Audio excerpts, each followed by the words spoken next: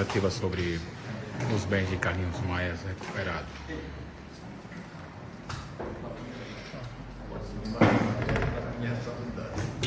Nós temos imagens, inclusive, dessa organização criminosa liderada por quem confessou, a autoria desse crime, de participação de um furto de uma loja de telefones, de aparelhos celulares, de smartphones, utilizando o mesmo veículo utilizado também na cena do crime do furto do apartamento Carlinhos Maia. E esse crime aconteceu na cidade de Fortaleza, no estado do Ceará.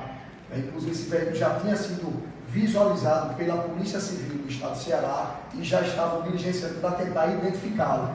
E nós, em contato com a Polícia Civil do Ceará, fizemos essa parceria e conseguimos ligar, esses dois crimes e essa organização criminosa que age nesses dois estados.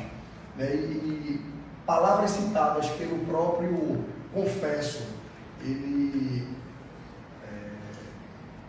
citou o seguinte, que quando veio de Aracaju para a cidade de Maceió, ele percebeu que era um dia chuvoso, percebeu que realmente a estrutura, tanto do prédio como do prédio em que mora o Carlinhos Maia, como do hotel, que é vizinho a o estabelecimento hotel, que é vizinho a esse prédio, permitiam, segundo o entendimento dele, eram estruturas favoráveis para que ele conseguisse entrar no hotel, na estrutura do hotel, se esconder na vegetação, utilizou uma escada própria que ele já tinha para cometer esse tipo de crime, pulou o muro. Após ele ultrapassar esse sistema de segurança, ele preocupado com o acionamento do alarme, ele escondeu-se em algum local no próprio prédio por 20 ou 30 minutos, percebeu que a segurança do prédio não foi acionada e aí ele conseguiu consumar o furto, adentrar o apartamento, mesmo tendo que arrombar e fazer até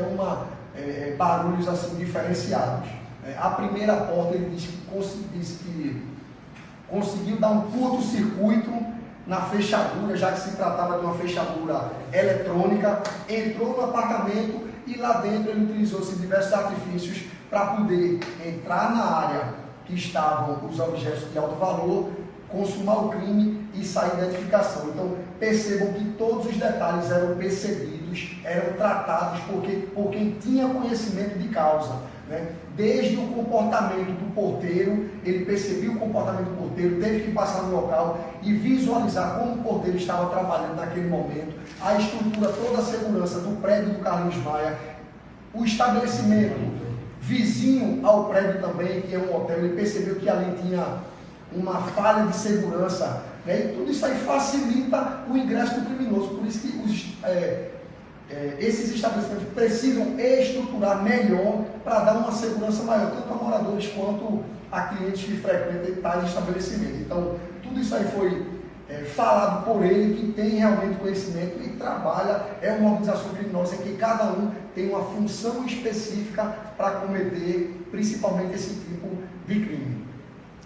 Eu queria fazer uma pergunta aqui para o delegado Lucimério, que eu percebi aqui, que ele falou que ele estava tendo dificuldade para poder detalhar sobre o crime, onde estavam essas joias, e falou em X9. Então, existe mais pessoas ainda envolvidas ou só essas duas que continuam presas? Na verdade, o réu confesso, o investigado confesso, ele declina a participação de mais outras duas pessoas. Uma que dirigia o carro, nós sabíamos que o carro se movimentava enquanto os autores estavam dentro do estabelecimento, então ele fala que existia uma pessoa movimentando o carro e ele e outra pessoa, que não é uma mulher, é uma pessoa que está travestida, aparenta nas imagens parecer uma mulher, mas não é.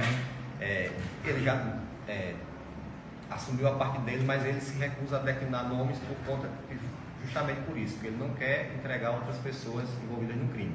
Vai fazer parte da nossa continuidade da investigação e nós acreditamos, com os elementos de informações que já temos, que a gente vai alcançar também o nome dessas outras duas pessoas. Então, lá dentro do prédio, ele não sabia o que tinha, porque o Carlinhos Maia expunha, não sabia exatamente onde estavam as coisas, mas o Carlinhos Maia, ele como proprietário de seus pertences, ele expunha nas redes sociais, que é a forma que ele se comunica com o público. Por conta disso, ele imaginava que ali dentro iam ter alguns daqueles pertences. Mas, por exemplo, ele não sabia o que era um Patek Philippe. Nem a gente sabia, na verdade, é um relógio de quase R$1 milhão, é pouco conhecido até para a maioria da população. Depois que ele se deparou com isso, ele imaginava outra espécie de relógio lá, que também é relógios caros, que a vítima também ostenta. Ele não encontrou aqueles relógios que procurava, mas encontrou um cofre fechado e imaginou que ali dentro estariam os bens de maior propriedade ou de maior valor da vítima. E aí ele levou o cofre. E quando ele levou o cofre, que ele abriu, ele lá dentro encontrou esses bens e uma quantidade de dinheiro que, obviamente, a gente não tinha mais como recuperar porque ele gastou. Mas você já tem valores dessa quantidade de dinheiro? Isso, ele estima em $1.500. A vítima também é um valor aproximado que a vítima fala, porque a vítima não sabia exatamente. $1.500. Esse dinheiro para o Brasil fica mais ou menos quanto? R$7.500. R$7.500. Esse dinheiro aí ele já utilizou para fins do interesse dele, e aí quando ele viu a repercussão do crime e a repercussão acerca dos pertences ali subtraídos, ele percebeu que ele ia ter dificuldade de comercializar aquilo de imediato. E segundo a própria confissão dele, ele disse que quando a gente deu a primeira coletiva, eu falei que o crime tinha indicativo de que poderiam ser pessoas de outros estados. Então ele disse, eu vou guardar porque a polícia já está ligada que não foi gente de lá. Perfeito. E aí então ele resolveu esconder os bens até a poeira baixar. Só que como a investigação caminhou muito rápido e chegou nele, ele não teve tempo nem de tirar do esconderijo onde ele tinha guardado as coisas para poder começar a pensar em comercializar. A ideia dele era de fato que a investigação, a imprensa esquecesse o caso para ele resolver comercializar. Porque ele próprio, apesar de ser do mundo do crime patrimonial, ele não conhecia alguém que pudesse comprar bem dessa magnitude de valor. Por isso que essa dificuldade, que acabou também nos contemplando a nossa velocidade na investigação e também a dificuldade de vender, nos ajudou a encontrar o bem ainda preservado e poder devolver à vítima, que é uma das funções da investigação. Eu tenho, só mais complementando, já que o senhor ficou a par aí à frente da investigação também, naquele primeiro momento se tratavam de R$5 milhões. Esse valor agora apresentado pela polícia é R$2,5 milhões. No celular, eu queria explicar isso, porque naquele momento se trabalhava com essa hipótese de R$5 milhões, né? Mas na verdade esses valores foram citados aleatoriamente.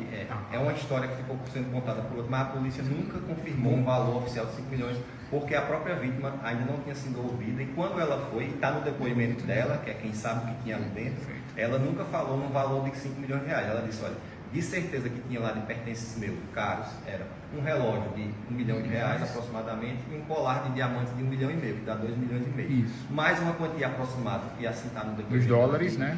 $1.500. E o próprio autor disse que tinham cordões, que a vítima confirma, de prata, que tem valores simbólicos, né? Da marca AG Guerreiro, que aí ele disse que já se desfez imediatamente, e o cofre. Além disso, ele levou também, citado pela vítima, e ele confirmou o interrogatório, 2 bolsas da Louis Vuitton, que ele pegou para justamente colocar o cofre e as coisas e sair. Então, os pertences e o valor exato são esses. Essa estimativa de 5 milhões são versões que vão passando da imprensa para outra, e não era nunca foi uma versão oficial. Onde foi encontrado o cofre? Estava em um carro, escondido, enterrado? Onde é que estava? Cofre da polícia, na verdade. Não, ou seja, os objetos, na verdade. Doutor Thales, por gentileza, fica à vontade para explicar aí. Todo mundo querendo saber onde é que estava o cofre, onde estavam os objetos enterrados, numa sacola, dentro de casa. Esses objetos eles estavam enterrados, né, nesse local usado... Em Campina Grande. Usado pelo investigado. Como quintal de uma casa? Em relação ao local, isso não vai ser revelado. Mas estava enterrado. Mas estava enterrado. E todo o trabalho de investigação foi feito aqui, porque naquele primeiro momento teve aquela questão da polícia de lá, de levantar aquela investigação, ou foi um trabalho exclusivamente da polícia de Alagoas? O trabalho foi da polícia de Alagoas, mas nós tivemos, principalmente nos momentos, no período inicial da investigação, quando a investigação correu para Campina Grande, nós tivemos um apoio muito importante da Polícia Civil da Paraíba, através do DRAP, que é a Delegacia de Repressão ao Crime Organizado, certo? Do núcleo ali de Campina Grande. Foi um apoio muito importante naquela fase. E, posteriormente, em algumas outras diligências, eles também deram um apoio. Para a gente finalizar, tem 2 pessoas ainda que estão soltas aí que podem ter participado desse roubo. Segundo foi apurado. Ok. Com relação a essas características de suspeito, dentro da investigação existia uma linha que talvez pudesse levar para alguma empresa de segurança que tivesse relação com um prédio, com um hotel, algo também partiu por esse lado também? Ou em nenhum momento que ele tenha trabalhado nessa área de segurança privada? Ele apenas é uma pessoa capacitada, ele procurou se capacitar. Obviamente que ele usou essa capacitação que ele recebeu, né, com esse conhecimento técnico sobre fechaduras, sobre como usar aquela escada apropriada para aquela empreitada, ele usou para o crime, mas não há nenhum envolvimento dele na investigação, não se apurou que ele tem alguma relação com empresa de segurança ou com trabalho nessa área. Ele tinha capacitação por interesse próprio e aí usou para esse tipo de cometimento de crime. Há quanto tempo ele já estava preso? Em relação a hipóteses, é importante falar que no momento inicial várias hipóteses foram levantadas. Todas elas foram trabalhadas para que fossem descartadas, certo? Até o momento que se chegou, né, ao veículo. E a partir daí, né, passou-se a ter um foco maior nessa hipótese que se mostrou a mais frutífera. Então, em relação à hipótese, como você comentou, várias hipóteses foram trabalhadas, né, mas foram descartadas. Há quanto tempo ele estava preso já? 2 meses e meio. Logo no início, né? Isso. Aquela... Dia 7 de junho, né? Doutor Xavier, por gentileza, aquela primeira pessoa que foi presa naquele primeiro momento lá, foi colocada em liberdade, vocês chegaram à conclusão que realmente que ela não tem envolvimento mais daquele fato, foi descartado qualquer participação daquela primeira pessoa que chegou a ficar presa, mas foi liberada em seguida? Na verdade, a gente trabalha com uma organização criminosa. Cada um tem uma função específica. Então, o que acontece? É possível, existe a possibilidade, inclusive, de uma pessoa ter participação no crime e não ter vindo à cidade de Maceió e adentrado ao apartamento do Carlinhos Maia. Então, hoje, nós temos a certeza que 3 pessoas estiveram na cidade no dia e participaram diretamente do crime. Mas existe também a possibilidade de outra pessoa, né, inclusive receptadores, pessoas que poderiam já ter acordado antecipadamente com os criminosos, traga o material que a gente vai comprar, só é chegar esse material que a gente vai fazer a receptação. Então tudo isso é possível, aí a gente precisa ganhar mais uns dias, trabalhar outros elementos de informação para finalizar esse inquérito e chegar à conclusão de tudo isso aí. O que a gente nota hoje, que foi muito positivo para a segurança pública como um todo, é que nós identificamos a autoria, existe uma organização criminosa, não são de Alagoas, nós estamos coibindo firmemente esse tipo de ação aqui, conseguimos reaver o patrimônio, não em sua totalidade, mas quase que em sua totalidade, principalmente os de maiores valores, para a influência digital, e o objetivo da gente é esse, é realmente esclarecer a participação de cada um, inclusive se há algum mandante no estado da Paraíba ou pessoa que serviria como receptadora para esse tipo de bem. Só mais uma pergunta para finalizar mesmo, de fato. Qual o crime que ninguém perguntou aqui ainda? Qual a tipificação? Realmente é uma quadrilha especializada, tinha ordenamento, você vai fazer isso, você vai dirigir, você vai fazer aquilo, para caracterizar uma quadrilha, uma organização criminosa de fato, e qual é a pena que eles devem responder por esse crime de furto qualificado? Existe a grande possibilidade de ser realmente, de terem a prática do crime de organização criminosa, né? É provável que tenham mais de 4 pessoas vinculadas a esse grupo, tanto que um dos presos que foi liberado pelo Poder Judiciário já cometeu crime com esse grupo, que está preso ainda. Eles já tiveram, inclusive, o próprio investigado confessa isso em depoimento, eles já tiveram outras ações criminosas em outros locais, já cometeram outros crimes em outros estados. Então, além do crime de organização criminosa, eles responderão por furto qualificado. A pena.